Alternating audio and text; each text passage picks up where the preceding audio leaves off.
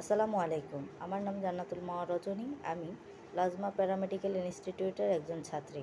আমার ব্যাচ নং 318 এবং আমার রোল নং 1541, রেজিস্ট্রেশন নং 1341। আমি আজকে আপনাদের সামনে আলোচনা করব ডিজিজ অফ কার্ডিওভ্যাসকুলার সিস্টেমের একটি অংশ, যার নাম অ্যানজাইনা পেক্টোরিস। অ্যানজাইনা পেক্টোরিস হলো হৃদরোগের একটি গুরুত্বপূর্ণ সমস্যা।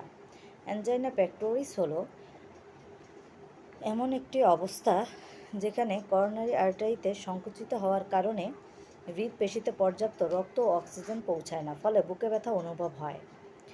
এর প্রধান কারণ হলো করোনারি আর্টারিতে চর্বি জমে যাওয়া, যার ফলে অক্সিজেন সরবরাহ কমে যায়। অ্যানজাইনা পেক্টোরিস প্রধানত দুই প্রকার: স্টেবল, আনস্টেবল। স্টেবল অ্যানজাইনা কাজ বা পরিশ্রমের কারণে হয়ে থাকে, আর আনস্টেবল অ্যানজাইনা হঠাৎ হয় এবং বেশি বিপজ্জনক। এর প্রধান কারণ হলো বুকে ব্যথা বা বুকের চাপ সৃষ্টি হওয়া। অনেক সময় বিশ্রাম নিলে এটি ঠিক হয়ে যায় এবং শ্বাসকষ্টও হতে পারে। অ্যানজাইনা প্রতিরোধ হলো ধূমপান ত্যাগ করা, রক্তচাপ নিয়ন্ত্রণে রাখা এবং স্বাস্থ্যকর জীবনযাপন খুবই গুরুত্বপূর্ণ।